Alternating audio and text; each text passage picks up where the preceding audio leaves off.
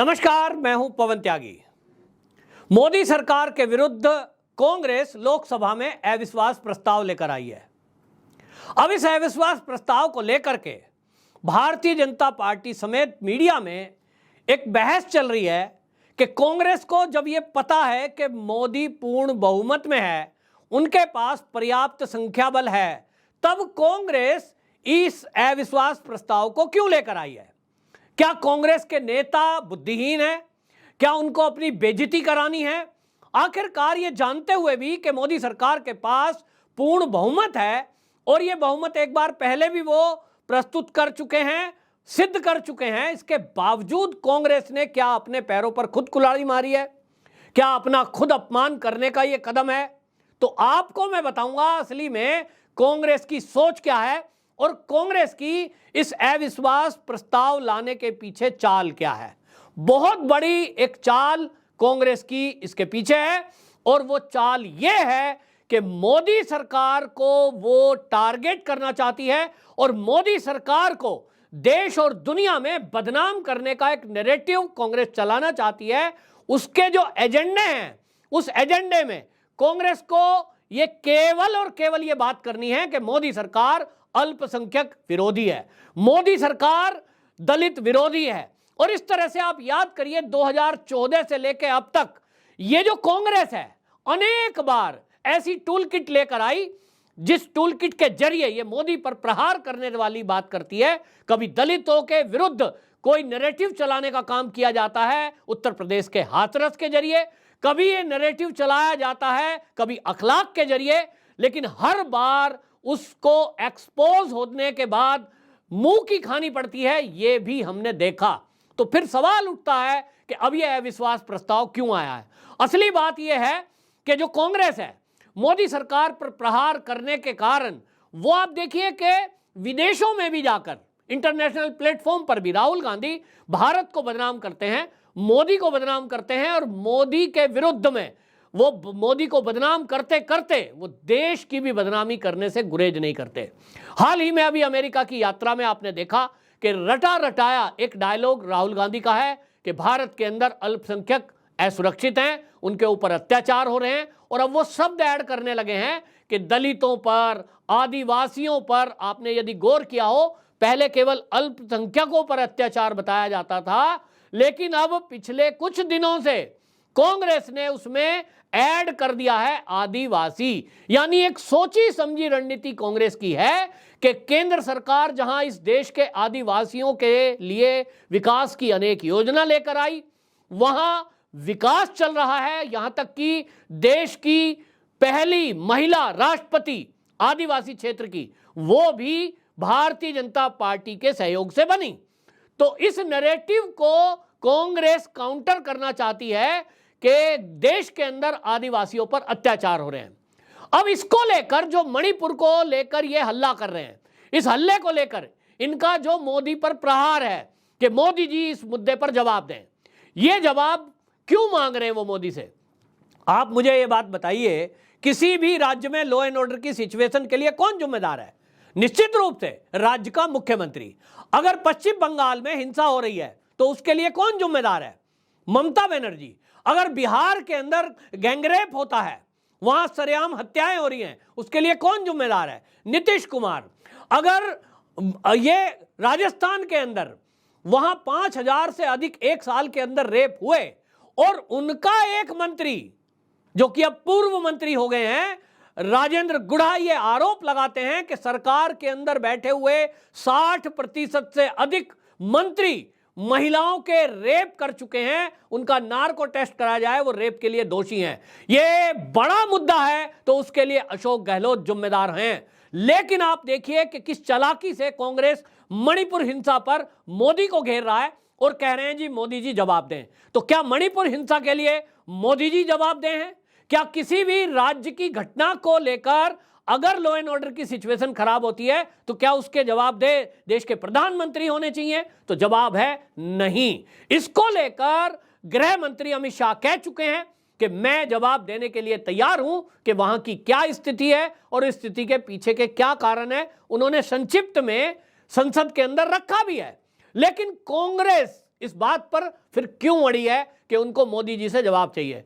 असली मुद्दा यह है कि कांग्रेस को एक नैरेटिव बिल्ड करना है, क्योंकि शुरुआत में उन्होंने मुसलमानों का मुद्दा उठाया, वो नैरेटिव उनका फेल हो गया क्योंकि बड़ी संख्या में पसमंदा मुसलमान सामने आए और उन्होंने मीडिया में आकर ये बयान दिए कि हम तो इस देश में आनंद में हैं, हमको पूरी आज़ादी है, हमको सरकारी सुविधाओं का लाभ मिल रहा है और जो भी केंद्र की योजना है उसमें हम बराबर के हिस्सेदार हैं। वो नैरेटिव बिल्ड करना चाहती थी कांग्रेस, तो वो फेल हो गया।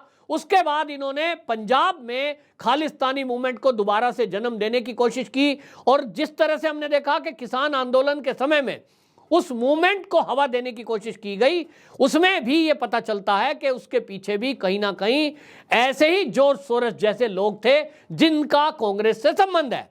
डायरेक्ट इनडायरेक्ट वो कोशिश की गई, लेकिन वो भी नैरेटिव ये नहीं चला पाए, क्योंकि जिस समय अफगानिस्तान में लोग फंसे हुए थे उस समय वहां तालिबानियों के हमले के बीच भारत सरकार किस तरह से कुछ सिखों को जब निकाल कर लाई तो गुरु ग्रंथ साहिब की रक्षा की और उसको किस तरह से सुरक्षित सम्मान पूर्वक लेकर भारत सरकार आई, वो भी नैरेटिव नहीं चल पाया। अब तीसरा मौका इन्होंने देखा है कि अल्पसंख्यक कैटेगरी में और कौन हो सकता है, खास तौर पर शेड्यूल्ड ट्राइब।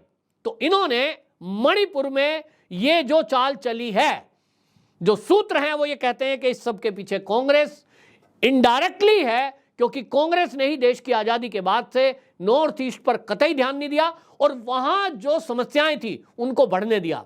इसके पीछे चीन है और चीन के इशारे पर वहां बड़े पैमाने पर धर्मांतरण की घटनाएं हुई, बड़े पैमाने पर नशे की और हथियारों की वहां तस्करी हुई। और अब ये जब लाकर शेड्यूल्ड ट्राइब का मैतेई समाज को जो दर्जा मिला, मुद्दा इतना नहीं है, लेकिन वो जो हमले हो रहे हैं वो दो धर्मों के बीच हमले नहीं है, वो एक तस्कर, एक ड्रग माफिया और आम लोगों को वहां से भगाने का सारा किस्सा है। और इसीलिए ये हमले हुए, लेकिन कांग्रेस ने इसको इंटरनेशनल प्लेटफॉर्म पर उठाया और कुछ ऐसा दिखाने की कोशिश की कि जिस तरह से इस देश में ईसाइयों के ऊपर हमले हुए हैं। आप याद करिए 2014 का वो मंजर जब चुनाव आ रहे थे और उस समय कैसी घटनाएं हो रही थी कि चर्च पर हमले दिखाए जा रहे थे। दिल्ली की एक चर्च पर भी दिखाया गया जो नंदनगरी एरिया में है, वहां बाहर एक शीशे के ऊपर कपड़ा पेट्रोल से भीगा हुआ किसी ने डाल दिया और उसको ऐसा हाईलाइट किया गया कि देखिए हिंदूवादी संगठन के लोगों ने चर्च में आग लगा दी। मतलब एक नैरेटिव बिल्ड करने की कोशिश की जा रही है और उस पर जब सरकार इनकी बात सुनने को तैयार नहीं है, उन्होंने कहा कि किसी भी रूल में ये नहीं लिखा कि देश का प्रधानमंत्री किसी राज्य के लिए बयान दे, और गृह मंत्री जब बयान देने के लिए तैयार है, मणिपुर हिंसा पर बयान देने को तैयार है, तो ये जो विपक्ष है मोदी के बयान को लेकर क्यों अड़ा है? असल में ये एक नैरेटिव बिल्ड करना चाहते थे और मोदी को टारगेट करना चाहते थे। इस चाल को केंद्र सरकार समझ गई और इसीलिए केंद्र भी अड़ गई कि कुछ भी हो जाए मोदी तो इस मणिपुर की हिंसा पर जवाब देंगे नहीं। तब इन्होंने एक नया चाल षड्यंत्र सोचा और ये अविश्वास प्रस्ताव लेकर आए हैं। क्योंकि आपको बता दूं कि जब अविश्वास प्रस्ताव लाया जाता है तो उसका रूल यह है कि 50 से अधिक अगर सांसद इस पर प्रस्ताव प्रस्तुत करने के लिए सिग्नेचर कर देते हैं तब वो सदन में लाना ही पड़ता है। और कांग्रेस के क्योंकि वो संख्या है तो वो अविश्वास प्रस्ताव लाया गया। अब इस पर क्या होगा, इस पर डिबेट चलेगी, हर विपक्षी पार्टी का नेता इस पर अपनी राय रखेगा। अविश्वास प्रस्ताव क्यों लाए, इस क्यों में वो मोदी को टारगेट करेंगे, मोदी पर प्रहार करेंगे, मोदी सरकार की नाकामियां गिनाने के लिए झूठ प्रस्तुत करेंगे। वो क्या करेंगे वो उनके दिमाग में है और अब जनता नहीं देश की पूरी दुनिया में उनकी बात सुनी जाएगी, क्योंकि आजकल मीडिया का जमाना है। और आप देखना कि ये उस वीडियोस को फिर पूरे दुनिया में प्रसारित करेंगे और 2024 के चुनाव में भी उसको प्रयोग करेंगे। ये इनकी रणनीति है कि जब संसद के अंदर कांग्रेस के नेता बोल रहे होंगे, अन्य विपक्षी पार्टियों के नेता बोल रहे होंगे, तो उनकी रिकॉर्डिंग को पूरे देश में प्रसारित किया जाएगा और ये बताने की कोशिश की जाएगी कि मोदी सरकार मणिपुर हिंसा के लिए दोषी है, देश के अंदर गरीबी के लिए दोषी है, महंगाई के लिए मोदी सरकार दोषी है और देश के अंदर जो भी चल रहा है उस सब के लिए मोदी जिम्मेदार है। तो ये अपना नैरेटिव बनाने के लिए अविश्वास प्रस्ताव लाए हैं, क्योंकि इनको लगता है कि इसके जरिए कम से कम ये डिबेट होगी और उस डिबेट में विपक्षी पार्टी के नेता अपनी बात जब सदन पे रखेंगे तो मीडिया की उसको कवरेज मिलेगी। ये बात अलग है कि उसके बाद जब भारतीय जनता पार्टी के नेता बोलेंगे, जब देश के प्रधानमंत्री और गृह मंत्री बोलेंगे, तो इस कांग्रेस की पोल खोल कर रख देंगे। ऐसा पहले भी हुआ है कि जब मोदी जी बोले हैं तो इन कांग्रेसियों को मुंह छुपाने की जगह नहीं मिली है। और इसीलिए मैंने कहा कि जो ये कांग्रेस है, ये अपना एक सोचती है कि मोदी को आप घेरने में कामयाब हो जाएंगे। इस अविश्वास प्रस्ताव के जरिए, चाहे वो मणिपुर पर जवाबदेही मांगने के लिए मोदी का जवाब मांग रहे थे, इनको लगता था कि मोदी को टारगेट कर पाएंगे और मोदी सरकार को बदनाम कर ले जाएंगे। लेकिन जब मोदी इस पर बोलेंगे तो ये भी आप देखना कि ये मोदी को बोलने नहीं देंगे, ये हल्ला करेंगे। भारतीय जनता पार्टी के जितने भी सांसद हैं, इनके हर झूठ को चुपचाप बैठकर सुनते हैं। लेकिन जब इनका जवाब लेने का नंबर आता है, ये मोदी से जवाब मांग रहे हैं ना, और जब मोदी जी बोलेंगे तो ये शोर मचाएंगे और ये सदन छोड़कर भागेंगे। ये हमने हर बार देखा है, इस बार भी होगा, क्योंकि जो भी देश के अंदर समस्या है वो 2014 के बाद से नहीं आई है। उसके लिए कहीं ना कहीं कांग्रेस जिम्मेदार है। और अब कांग्रेस की जो पोल है वो मोदी जी खोलेंगे जब इस अविश्वास प्रस्ताव पर जवाब देंगे। और जैसा मैंने शुरू में कहा, और ये चर्चा बहुत चल रही है कि साहब नंबर गेम है, तो नंबर तो आप भी जानते हैं कि भारतीय जनता पार्टी के पास अपने अकेले 303 सांसद हैं, जबकि बहुमत का आंकड़ा मात्र 272 है। तो सहयोगी दल से मिलाकर तो बहुत ज्यादा बैठ जाता है। तो बीजेपी को इस अविश्वास प्रस्ताव से कतई चिंता नहीं है। लेकिन मैंने जो बताया, कांग्रेस की केवल ये चाल ये है कि उनको बोलने का मौका मिलेगा और वो मोदी सरकार पर प्रहार करेंगे और मणिपुर की हिंसा समेत बाकी और ऐसे नैरेटिव गढ़ने का काम करेंगे।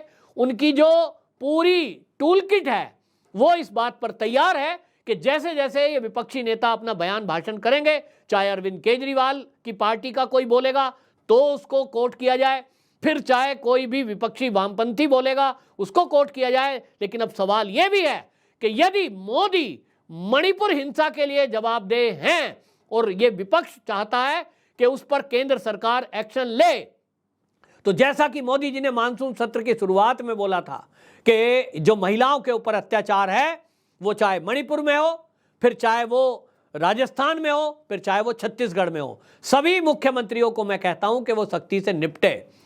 इसका पूरा सीधा संदेश ये है कि अगर आप ये कहते हैं विपक्षी पार्टी के नेता कि मोदी जी मणिपुर के लिए जिम्मेदार हैं, तब फिर पश्चिम बंगाल में जो हिंसा हो रही है उसके लिए मोदी क्यों ना एक्शन लें।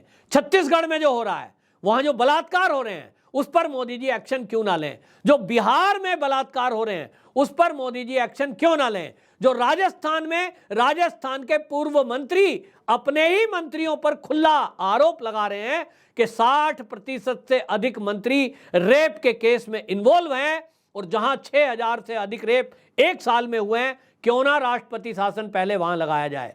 यह जवाब विपक्ष को देना होगा।